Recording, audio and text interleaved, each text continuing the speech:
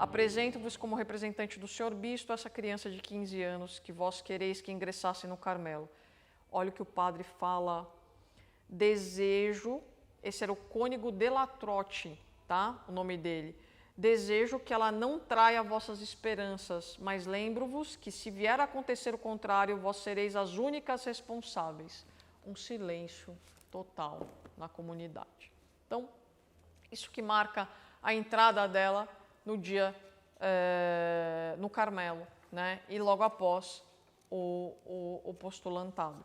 Muito bem, meus caros, eu queria só ler alguns trechos para vocês do postulantado em si, do que ela disse no postulantado, e depois a gente já vai para o noviciado. A gente vai permear o caminho do noviciado e depois da profissão perpétua, tá bom, meus irmãos? E a gente vai entender um pouquinho mais da vida dessa santa. Eu não quero me estender muito mais, porque tem tantas outras coisas para falar dela que essa santa, de fato, é uma inspiração. Em carta para sua irmã Pauline, ela comenta o seguinte, sobre os comentários que faziam dela.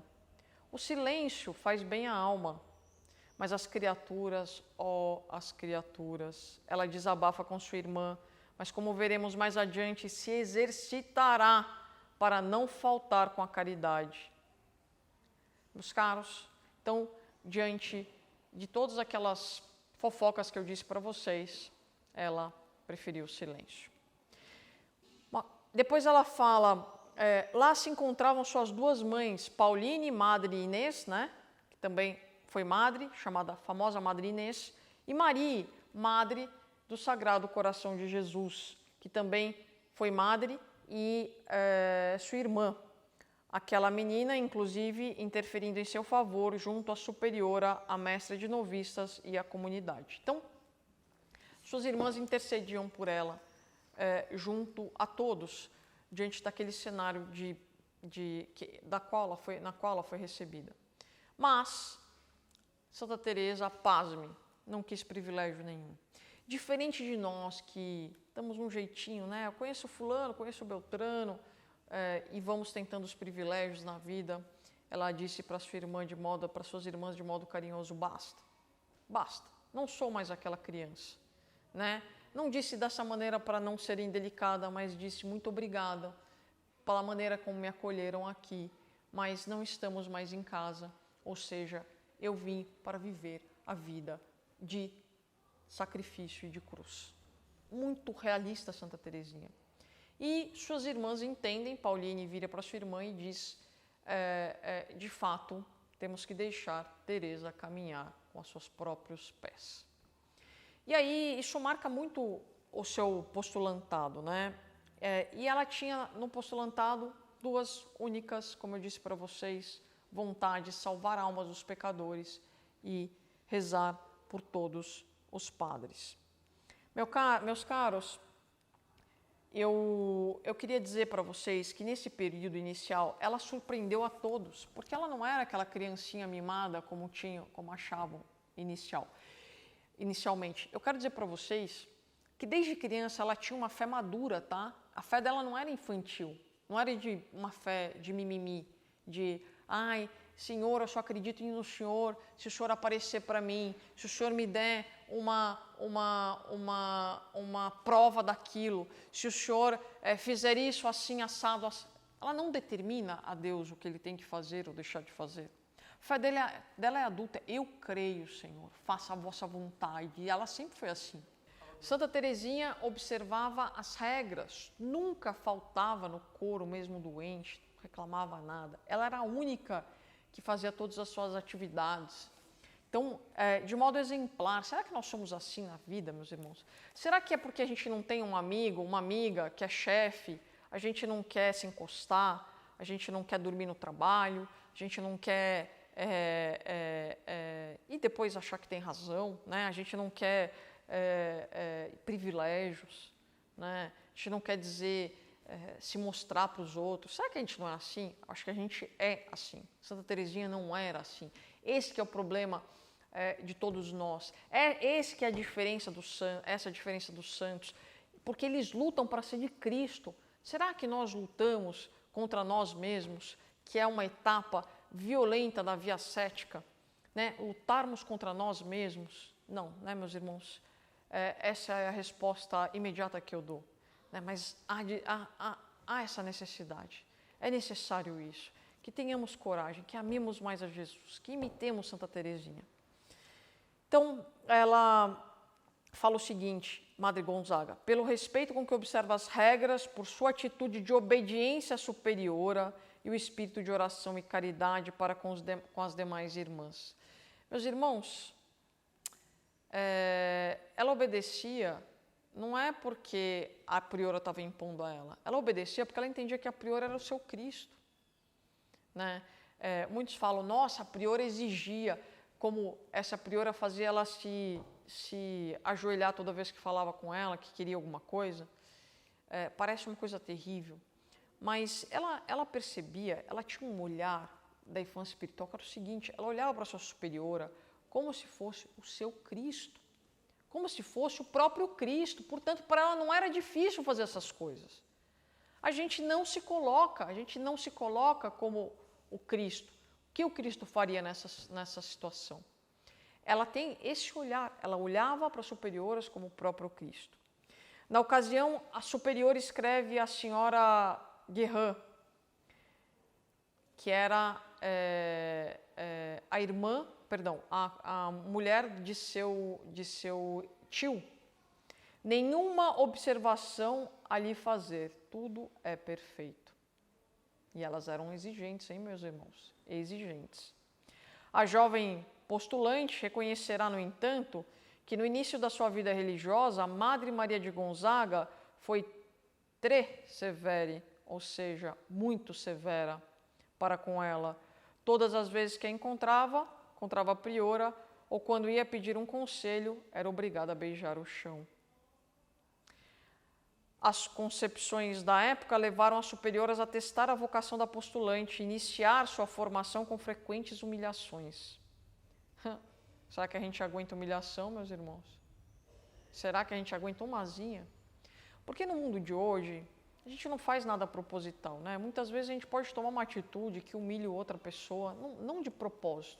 Tem pessoas, obviamente, que fazem de propósito, mas quando a gente está numa vida, quando a gente fala de cristianismo verdadeiro, autêntico, aqueles que têm coração reto, não fazem isso porque querem humilhar a pessoa, querem subjugar a pessoa, querem fazer com que a pessoa se sinta mal. Não.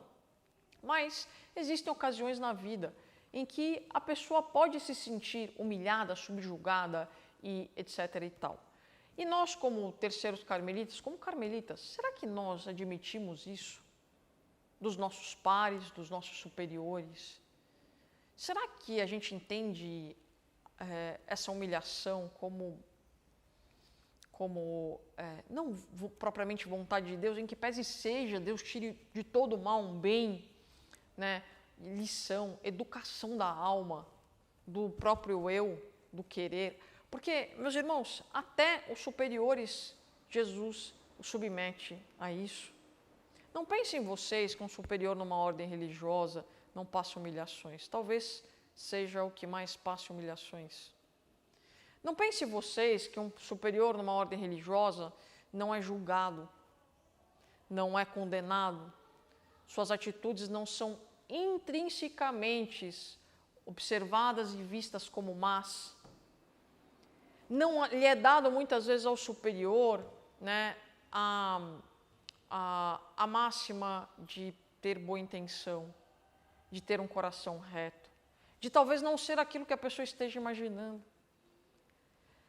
Então, percebam que nem como irmãos, nem como superiores, nós podemos entrar no santuário da alma do irmão e dizer é assim ou é assado. E quando a gente procura muitas vezes aquele irmão e a gente pergunta é assim ou é assado, o irmão responde e a gente não acredita.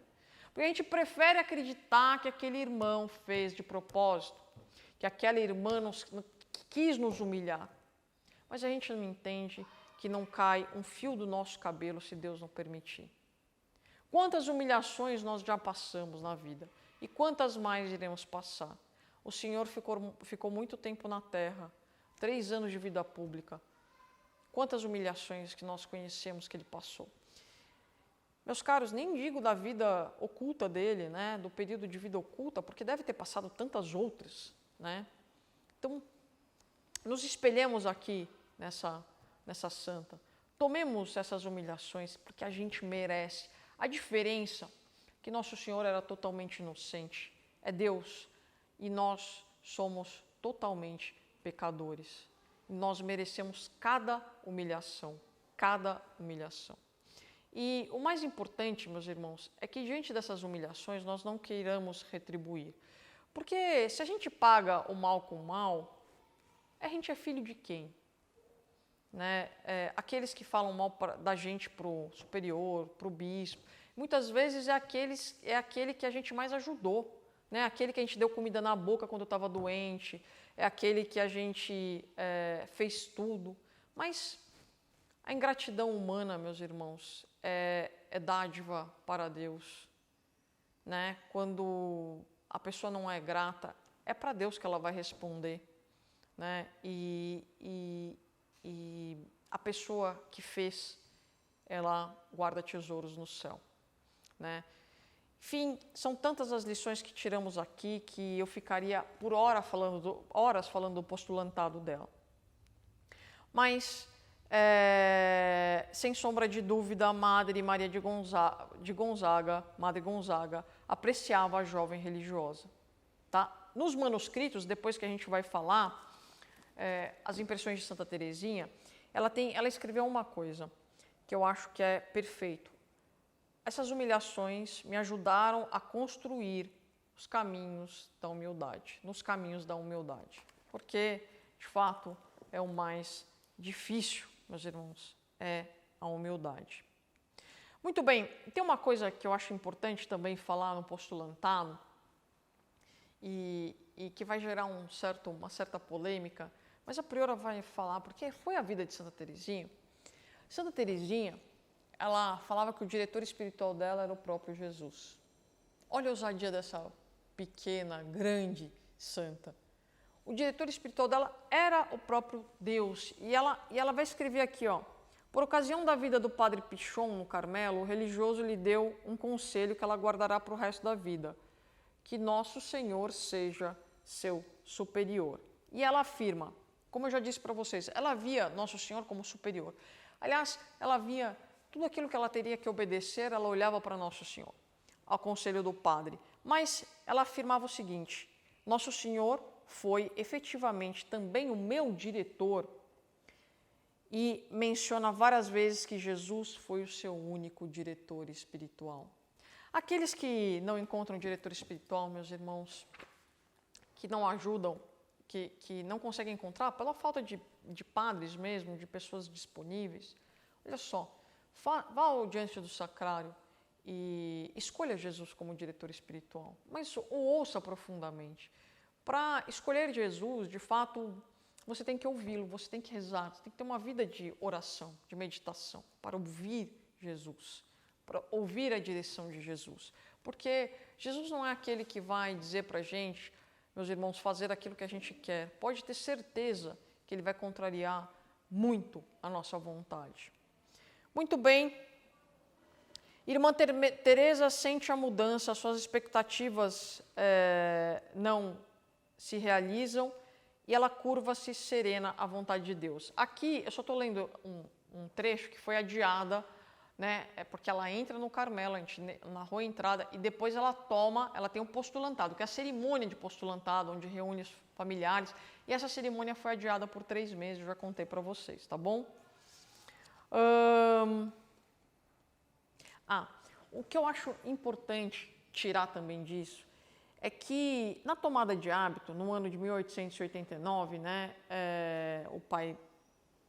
o pai melhora, né, e ela vai entrar no Carmelo, ela vai fazer a profissão, né, a primeira profissão postulantado, dia 9 de janeiro, e ela tem, meus caros, eu só preciso fazer uma retificação, que é o seguinte, eu falei que ela fica mais ou menos 1 ano vestida de azul, né, da tomada de hábito, não dá 1 ano, tá? Foi adiado em 3, 4 meses a sua tomada de hábito do postulantado, por conta da doença do pai e uma das decisões dos superiores, como eu havia dito, tá bom? Só para retificar essa informação. E eu queria fazer algumas narrações do dia e também da sua tomada de hábito, que eu acho importante, né? Primeiro, Santa Teresinha passava por um período de aridez profunda. Meus caros, olha só, Santa Teresinha devia estar ali na quarta para quinta morada, né? Eu acho que já, se não na passagem, já com flashes da quinta morada. E tomada de aridez espiritual. Muitas pessoas confundem aridez espiritual com tibieza. Não, no caso de Santa Teresinha não era tibieza, porque a aridez espiritual pode ser o quê? Uma consequência da tibieza, que não era o caso de Santa Teresinha. Ela já experimentava essa secura espiritual, essa ausência de Deus, acredito eu, porque estava na quinta morada, uma hora Deus vinha visitá-la, né? Ele faz, como Santa Teresa nos explica, na quinta morada, ele é a morada dos arroubamentos, né? Dos voos do espírito, etc. Ele nos períodos que ele fica, que ele não aparece, obviamente a alma experimenta uma aridez profunda, né? Então, ela estava nesse contexto de aridez e eu acho importante falar para vocês o que ela passava na tomada de hábito dela, né? Depois eu queria ler para vocês, ela usou um vestido de veludo branco com rendas, né? Um vestido de noiva, seus cabelos eram longos, estavam cobertos com véu branco e sobre ele uma coroa de lírios. Olha, é uma menina lindíssima, né, meus irmãos? Se imaginem o que ela despertava, né, para aquelas pessoas, enfim, né? Era, assim, muito simbólico, né? É uma mulher linda que se dava completamente a nosso Senhor Jesus Cristo. Muito bem, após se cantou o Te Deum, todos se dirigiam à sacristia para cumprimentá-la, depois a Madre Priora a leva para vestir o hábito marrom na clausura. Então, a partir da sua tomada de hábito no postulantado da cerimônia, ela já veste o hábito marrom.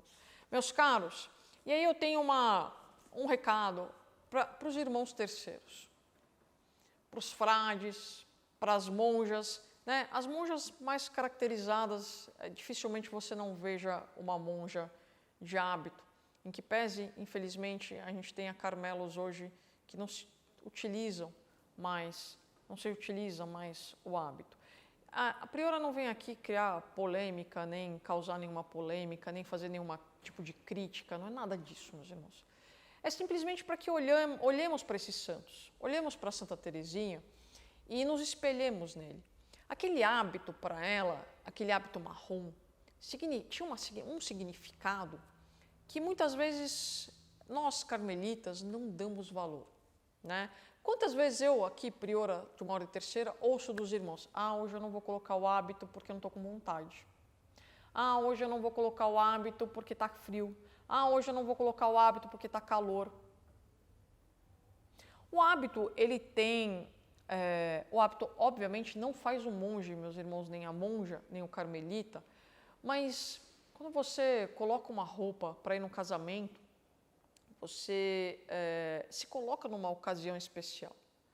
Quando você coloca uma roupa para ir na igreja, né, um hábito, você está dizendo ao Senhor o seguinte, você está dizendo ao Senhor que você está morto para o mundo, que ali o Senhor você é só dele, né?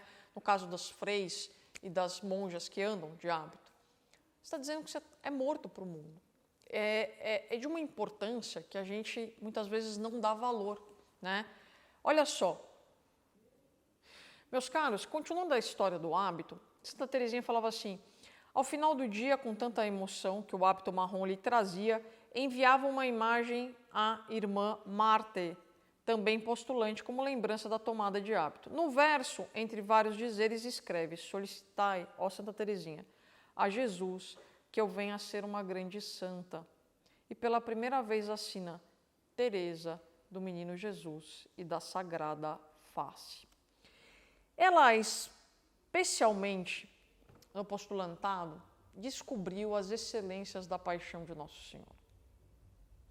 ela mergulhou na paixão de Nosso Senhor.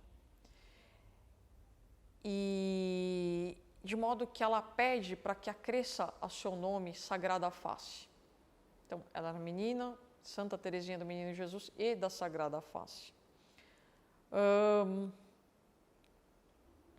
Meus irmãos, é importante eu dizer que ela solicitou que esse nome fosse agregado, Sagrada Face, ao seu nome, 1 ano após a entrada ao apostolantado, né? Após a entrada ao Carmelo, perdão.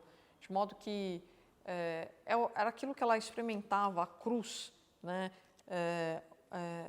Ela começou a saborear as dores e de Nosso Senhor na sua paixão, né? E entender com lágrimas nos olhos, né, o sangue que Jesus tinha derramado por todos nós. Muito bem, ela adentra ao noviciado e depois de 1 ano, né, da tomada do postulantado. E aí, meus irmãos, a gente tem uma mudança de Santa Teresinha. Ela já devia estar na 5ª morada, suponho eu, né? Ou no início da 5ª morada, ela estava na 5ª morada.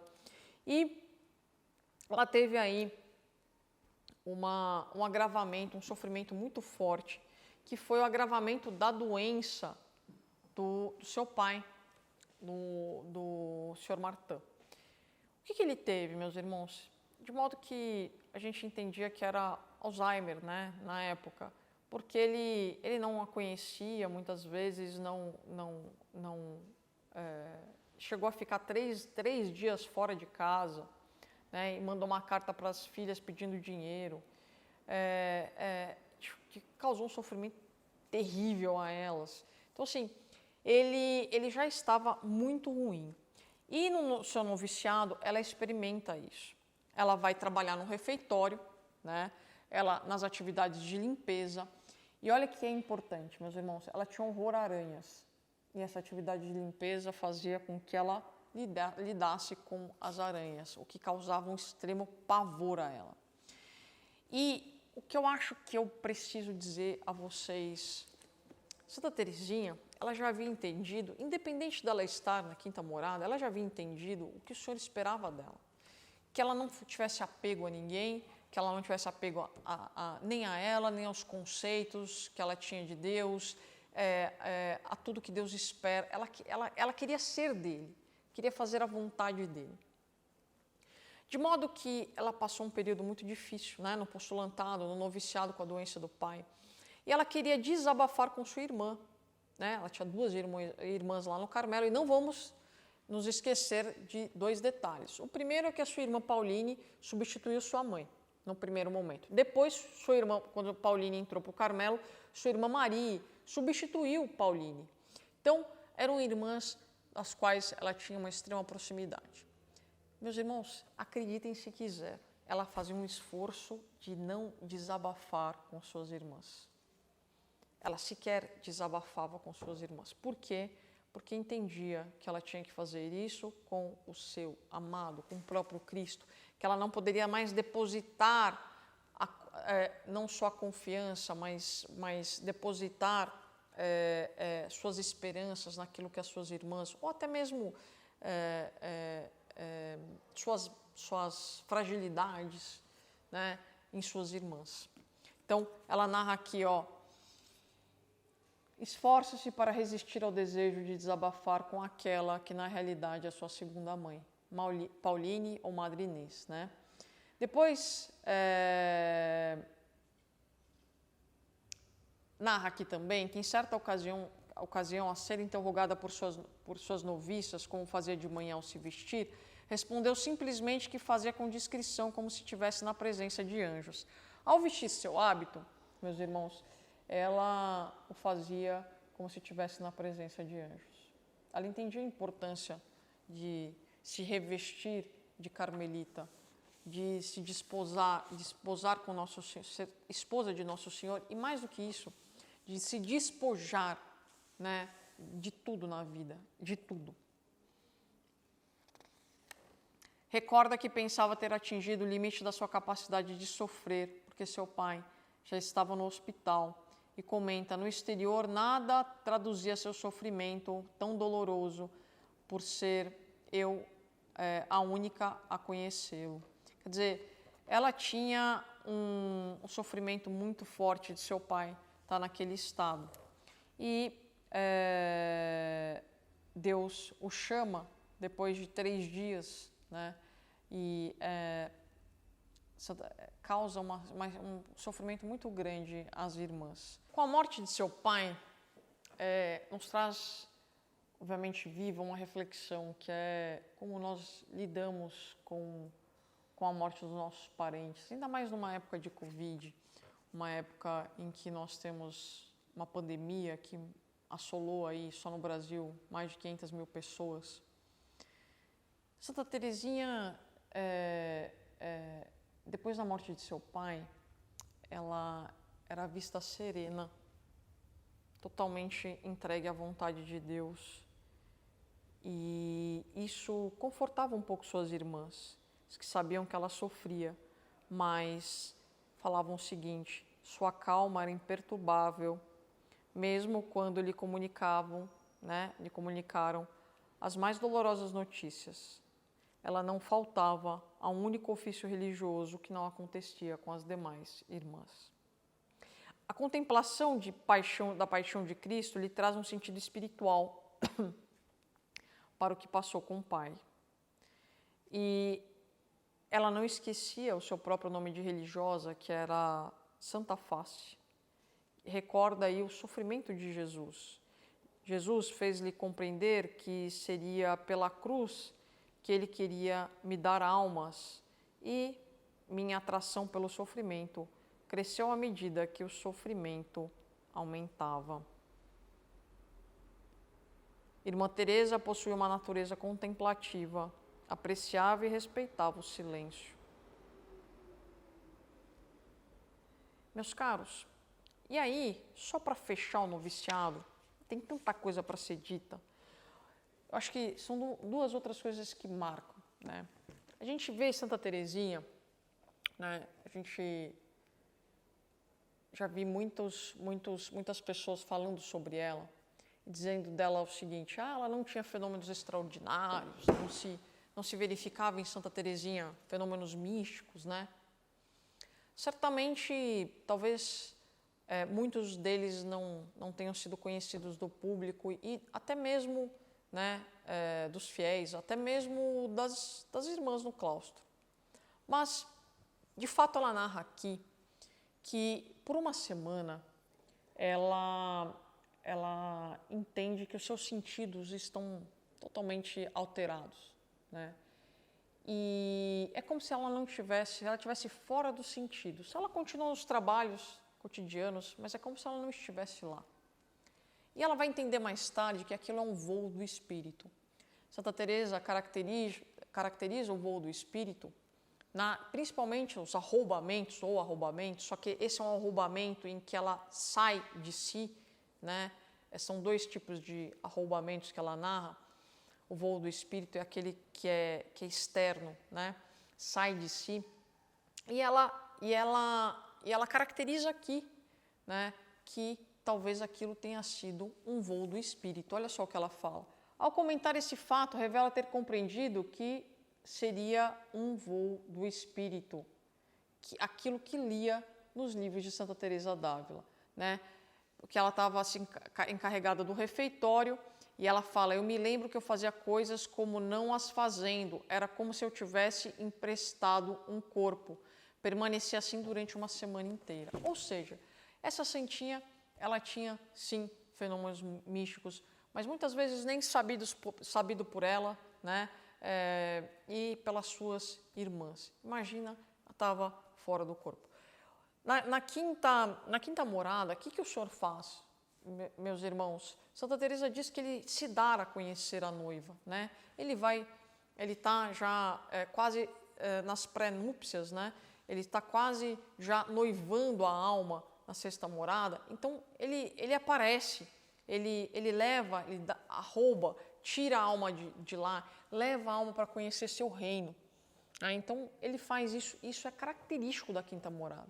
Então percebam que no noviciado certamente, e a gente pode falar com toda a firmeza que ela está na quinta morada. Bom, nesse próprio noviciado ela descobre São João da Cruz, que vai determinar, né, meus caros, isso com 17, 18 anos, vai determinar sua doutrina, vai ser determinante para ela.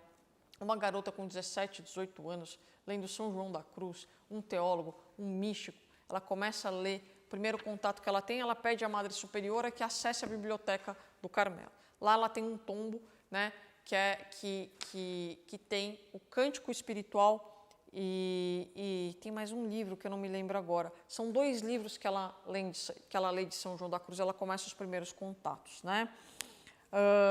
E São João da Cruz, na época, era considerado um autor austero. Ele fala de um misticismo bastante elevado, difícil de se imitar. Bom, ainda quando postulante, meus irmãos, Santa Teresinha, na verdade, até mesmo antes de entrar no Carmelo, Santa Teresinha, aos 13 anos, ela tinha um lema que ela tirou de São João da Cruz, que era Senhor, sofrer e ser desprezado. Olha, meus caros, pedir isso, né, ao Senhor é quase que uma loucura. O mais correto seríamos nós pedirmos para aguentarmos os desprezos e as humilhações que a vida nos dá. Não peçam sofrimentos e desprezos, porque o Senhor os atenderá, viu? Então, se você pedir com aquela perspectiva de que Ele não vai te atender, você está muito enganado. Ele te atenderá. Então, o melhor a ser feito, meus irmãos, é se conformar, falar, Senhor, amém, para aquilo que o Senhor me manda, eu vou seguir os seus passos, fazer a vossa vontade. Pedir para sofrer é dos grandes santos, é daqueles santos já de altas moradas, meus irmãos. Muito bem. Eu lembrei, é Cântico Espiritual, na verdade eu vi o livro aqui, e Chama Viva de Amor, característica da quinta morada. Coincidentemente, ela acha na biblioteca a Chama Viva de Amor, que ele escreve caracteristicamente para a quinta morada. É a chama viva, é aquilo que incendeia toda a alma, mas que depois se apaga, não dá continuidade. Meus irmãos, isso é muito lindo, o caminho da vida sobrenatural. Muito bem, o cônigo, então, impede Santa Teresinha de fazer a profissão, né, de fazer a profissão religiosa, meus irmãos, porque ainda diz que ela é muito nova. Então, fala assim, vamos esperar mais um pouquinho, né? Ela defende, tá? Ela tem uma preparação para isso, um exame chamado exame canônico, né? Que a gente vai falar sobre ele agora, mas o cônigo fala, espere mais um pouco para fazer os votos perpétuos, porque você é muito nova ainda. Isso causa uma extrema dor a Santa Teresinha. Você tem que pensar, meus irmãos, que tudo que nós passamos, Santa Teresinha também passou, só que ela soube entender a vontade de Deus. Então, ela tem 8 meses de espera, tá? Para ser autorizada a fazer as suas profissões, a sua profissão perpétua. Assim, a 28 de agosto, Irmã Teresa recolhe-se no silêncio para iniciar um retiro. Esse, marcado por intensa aridez espiritual, revela-se um momento singular em seu caminhar espiritual, sempre na procura da verdade. O retiro a leva a refletir sobre pensamentos que, como um turbilhão, começaram a povoar intensamente sua alma. O conflito entre a mentalidade religiosa que a cercava, traduzida por atitudes de temor perante a justiça divina, e a que realmente sentia em sua alma o sentimento de um Deus bom e misericordioso. Aqui ela já tem uma transformação, aquele pensamento da época jansenista, né, como eu disse para vocês, ela já foi caminhando e experimentando o Deus misericordioso, meus irmãos. Ela já tinha um conflito, já entendia que Deus é bom e misericordioso. É óbvio que Ele é justo também, porque isso está intrínseco, né, a sua divindade, ao fato de ser Deus, de ser propriamente Deus. Mas ela entendia que o caminho era sempre o do amor e da misericórdia, cada vez mais que era do amor e da misericórdia. E esses sentimentos ela tinha adquirido com intensidade depois que ela leu as obras de São João da Cruz. Então, ele veio a ajudar também a experimentar esse amor misericordioso de Deus. Meus caros, o exame canônico consiste em perguntar, né, é como acontece, por exemplo, na Ordem Terceira, em que os candidatos, né, ao postulantado, ao noviciado e à profissão, eles são, né, entre aspas, sabatinados ou mesmo experimentados, aqui no caso da Ordem Terceira, pela mesa administrativa, pela mesa diretora, sobre aquilo que experimentaram no noviciado, se aprenderam, o que aprenderam, etc., estão aptos para prosseguir na vida religiosa. Nem sempre existe essa aptidão. Às vezes, os superiores entendem que não é a vocação ou que aquela pessoa não está preparada para aquilo, enfim. Santa Teresa também passou por isso. Aí, dia 2 de setembro, ela faz esse exame. E aí ela tem uma pergunta, que é o seguinte, o Monsenhor de la Troche faz a seguinte pergunta para ela: por que motivo se sente decidida a abraçar esse estado, ou seja, de profissão perpétua, de ser monja perpetuamente? E ela responde: para salvar as almas e, sobretudo, para rezar para os padres. Meus caros, Santa Teresinha já sabia o que ela queria desde os 14 anos, né? Desde a graça de Natal, ela já sabia quem ela queria ser, a quem ela queria servir e a quem ela queria como melhor amigo. Sim, Jesus é o melhor amigo de um carmelita, meus irmãos, deve ser o melhor amigo de um carmelita. Muito bem, ela faz então seus votos perpétuos, tem a tomada do véu preto, inicia-se o canto do Veni Creator. E meus irmãos, no Veni Creator, né, reportando a Santa Teresa d'Ávila, Santa Teresa d'Ávila tem um primeiro êxtase, né? É muito bonito, realmente invocar o Espírito Santo através do Veni Creator. E depois teve a reza do Te Deum, né? Então foi muito bonito os primeiros não, né? Na verdade, os votos solenes de Santa Teresinha.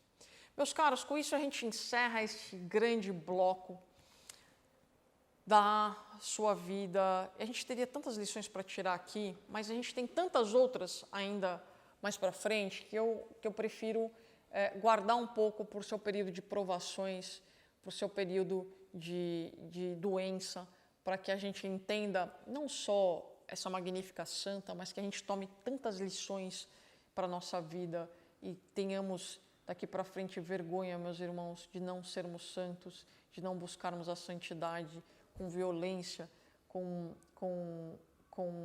rigidez, porque São Paulo já dizia que o mundo deve ser dos violentos, meus irmãos, aqueles que querem o céu, perdão, o mundo não, o céu, o mundo sobrenatural, diríamos assim, o céu é dos violentos, aqueles que se violentam a si mesmos, né, que guardam de seu orgulho, da sua vaidade, do seu amor próprio, que se guardam de tudo aquilo que não nos aproxima de Deus, ok? Então, fechando assim esse grande bloco, invoquemos Santa Teresinha do Menino Jesus, para que o Espírito Santo, através dessa grande santa, nos faça a seguir seu exemplo, nos faça a termos coragem de dizermos não ao pecado todos os dias, de dizermos sim às pequenas virtudes, ou seja, sim às pequenas decisões que se tornarão grandes decisões que refletirão nas nossas almas. Ok, meus irmãos? Fiquem com Deus, compartilhem o nosso conteúdo. Na verdade, embarquem na vida dessa grande santa e na sua doutrina. Fiquem com Deus, até logo. Deus os abençoe a todos.